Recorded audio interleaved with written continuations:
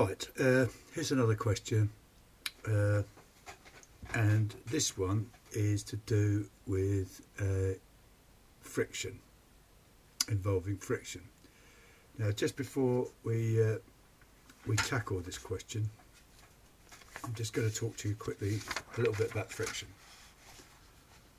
Okay, now, so with friction, it's one of those forces which opposes. If you try to move an object that's sitting on a rough surface, then the object will, a frictional force will come into play which will oppose the tendency to move that object.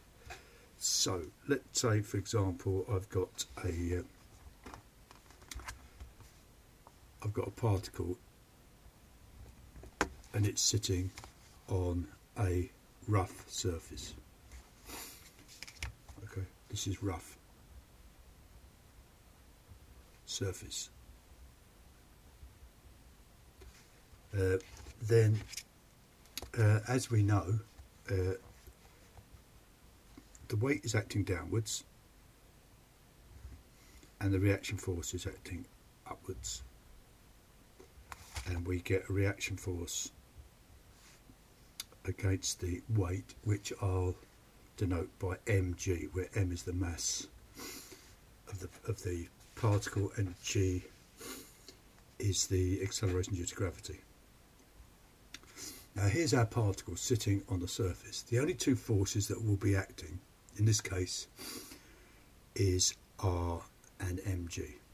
So that's why the particle will remain stationary as it is on that surface. Now, if I try to move this particle to the right, let's say, if I was to try and move this particle to the right by applying a force,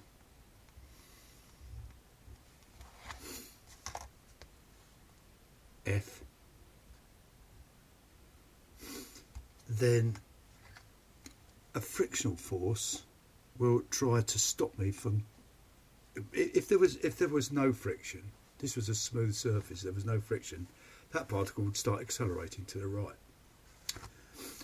But I've just told you that this is a rough surface and we do have friction, and what will happen is that a force will oppose, a frictional force will oppose this force trying to move this particle to the right.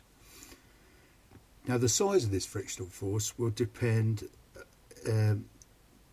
will be just enough to, well, if this is the tricky bit really, the size of this frictional force will be such as if the particle is just on the point of moving. Okay, so if I've increased this force and make it bigger and bigger and bigger so that particle is just about to move to the right, then the force, the maximum frictional force that will be produced will be mu, the coefficient of friction, times this, times r.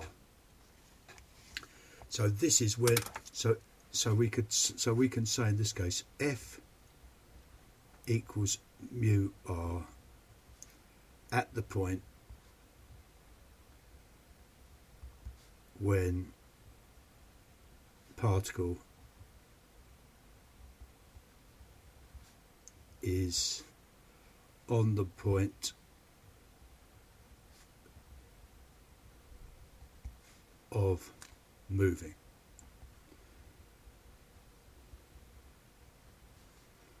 To the right.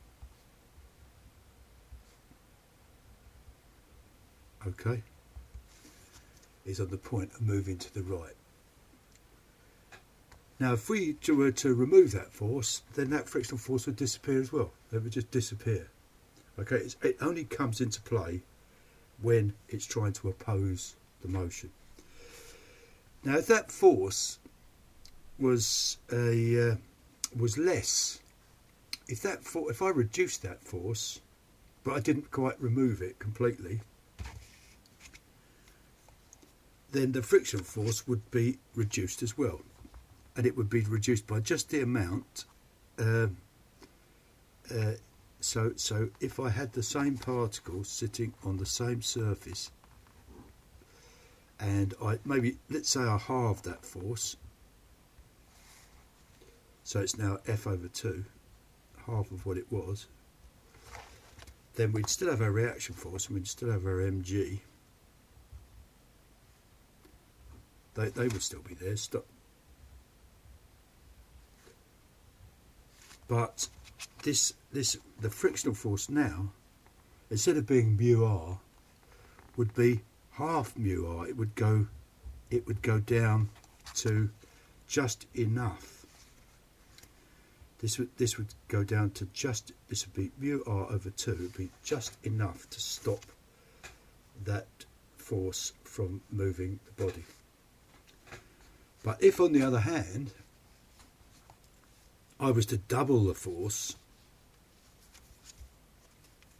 okay, because don't forget, F is the force when it's just on the point of moving. If I now took the same particle, but I doubled the force, okay, doubled the force, then the reaction force and mg would still be opposing each other, but this time the maximum frictional force would be insufficient to stop. Okay, the reaction force, the frictional force mu r would still only be mu r. It can't go any higher. Mu r is the highest it could be, so we'd get mu r. If this was now double what it was, 2f, then f, so in this case we would get a resultant force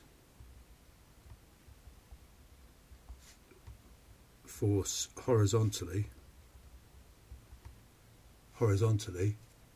would be 2f minus mu r,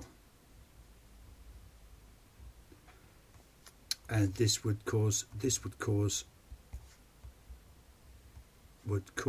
the particle to accelerate to the right.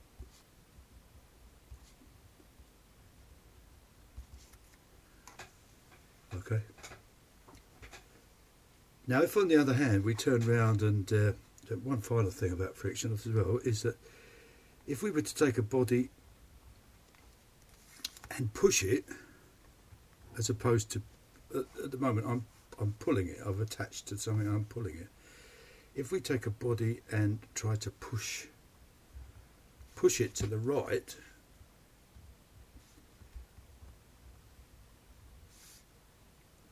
okay, we get a frictional force, but don't forget the frictional force is always opposing the force. So this is a pull force in all of these examples. We're trying to pull the particle to the right, so the friction force goes in the opposite direction to the pull. But if we were to try to push the particle to the right, okay, we're still going to have our R and mg, okay, but the frictional force would go to the left. Hard to see this on this diagram, but the frictional force would go to the left. And if the push was such that if the P force, the push force, would be equal to mu r, where mu r is now acting to the left in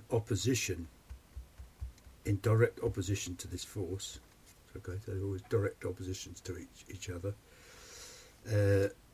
If and only if the particle is on the point the point of moving. Okay, so I hope you can bear those ideas in mind as we look at the next question. Okay, I'll see if I can switch over. Yeah, I'll see if I can now move over to this diagram, which is the question number 3.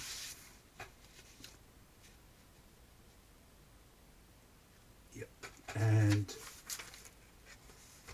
here we go. So in this diagram, we've got a particle of mass 10 kilograms sitting on a rough inclined plane, as shown in the diagram, and it's a 45-degree angle between the plane and the particle. And the particle, now this is the thing, and the particle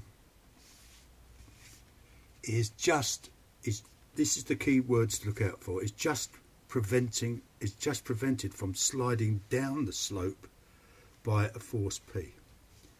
So you've got to think of it as this particle is trying to slide down the slope. It's not quite going, because this is just holding on to it.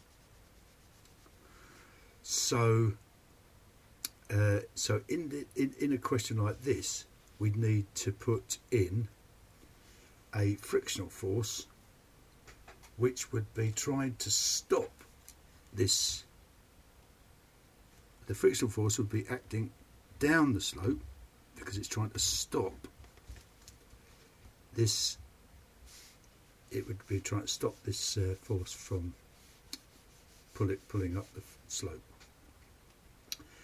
Now, the size of the frictional force, well, it's always equal to, you remember in the last diagram, it's always equal to mu times the normal reaction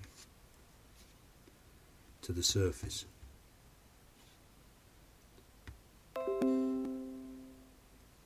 So if this is the reaction force to the surface, then the force down the slope is going to be, when it's just on the point of moving, is going to be mu r. Okay. Now finally on this diagram, because it said because it actually asks me to draw and label all the forces acting on the particle, so I've sort of done them in a different order to the normal way. Normally I'd put the weight force in first, but I'm going to put it in last, but that doesn't matter. I'm putting the weight force is going to be acting down there. That's the weight force, and we know that it's a mass of 10 kilograms, so therefore the weight force is going to be 10g. Okay, now this is very similar to the one we did with the smooth plane, except this other force has suddenly come into play. So that means that our equations are going to become slightly more complicated, but not very much. Now, if you think back to the first video clip that I showed you on this topic, I said to you that when you solve inclined plane problems, you must make sure that all of the forces are replaced, if necessary, by their components down the plane or perpendicular to the plane. Right, well, clearly R is already perpendicular to the plane, so I don't need to change that to find its components. I've already got all of its components. P is acting along the plane, up the plane, so therefore I don't need to resolve this into its components. The frictional force is acting down the plane. Again, it's parallel to the plane, so therefore we don't need to resolve that into its components. So the only force that we need to resolve into its components is the 10g. And by now you know that the weight is, the two components of the weight are 10g cos theta, or 10g, so it's going to be 10g cos 45 is going to be the force into the plane, and we're going to have a force down the plane of 10g sine 45.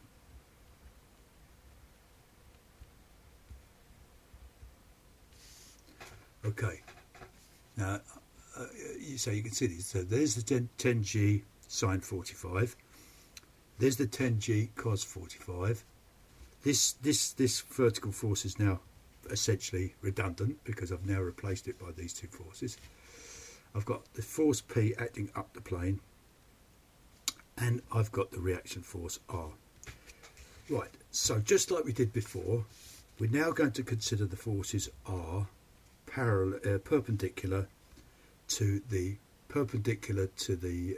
plane, and I'm going to take upwards or away from the plane as positive, so I'm going to put this on my answer, R, with an arrow pointing that way. And I also know that this particle only moves up or down the plane, so therefore there is no resultant force perpendicular to the plane, so therefore I know that R minus 10g cos 45 is equal to 0. Okay, so I can solve this, can't I? Because the only thing I don't know in this, because we're given the value of g, 9.8, so the only thing I don't know in this is r, so therefore I can work out the value of r, and r is 10g cos 45, which I'll write down to 3 significant figures, but just get my calculator out, and I'll say 10 times 9.81 times, switch it on first, 10 times 9.81 times cosine 45 degrees, just check that your calculator's in degrees, not radians, and that equals 69.36, or 69.4 to 3 significant figures. So let's write that, 69.4 newtons. Don't forget this is in newtons. Okay, so that's found the value of R. Now I'm going to look at the forces down, up and down the plane. Right, so I've got to choose a positive or negative direction. I'm going to choose upwards. I'm going to choose going up the plane as positive and down the plane as negative. So I'm going to resolve the forces up the plane and down with the positive direction in the direction of my arrow. And we're told that the particle is not moving. It's just on the point. It prevents it from sliding down the slope. Okay, so therefore these forces must balance. The forces along the parallel to the plane must balance. So remind yourself of what forces are acting parallel to the plane. There's P acting up the plane, and that's in the positive direction. There's mu r acting down the plane, and there's also there's mu r, the frictional force acting down the plane, sorry, down there, and there's also 10g sine 45, the component of weight acting down the plane. So we need to subtract minus 10g sine 45, and because mu r is pointing down the plane, we've also got minus mu times r, and that's equal to 0 because there's not and I'll write here because there's no acceleration. There's no acceleration up the plane. Up the plane in this case. There's no acceleration up the plane. Right, so what do I know? Now, if I look in the question, we're told that mu is 0.5. So I can and I can use my value of r that I found from the first equation. In fact, it might be a good idea to call that equation 1. So if I look at it carefully, I don't know P, but I know G, I know mu, and I know R. So therefore I can solve this for P. So let's plug in the figures. We get P minus, I'll do that in a moment, 10g sine 45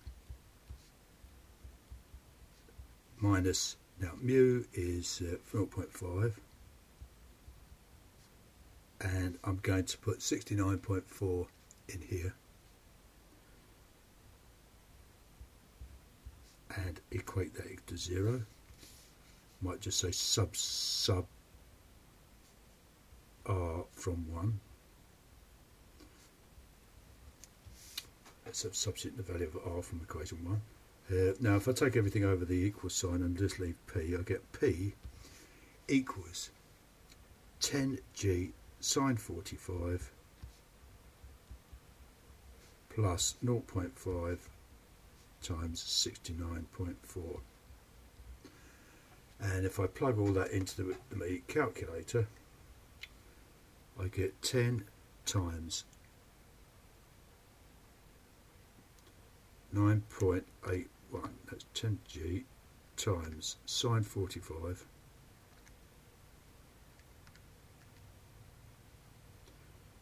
okay, and then I've got plus 0.5 times 69.4 equals, and I end up with 104 newtons.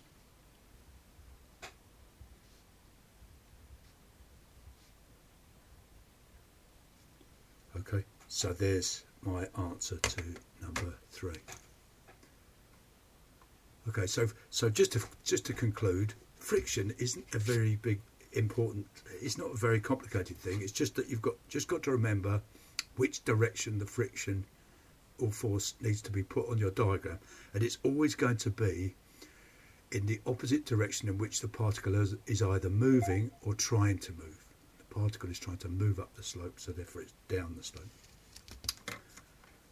Okay.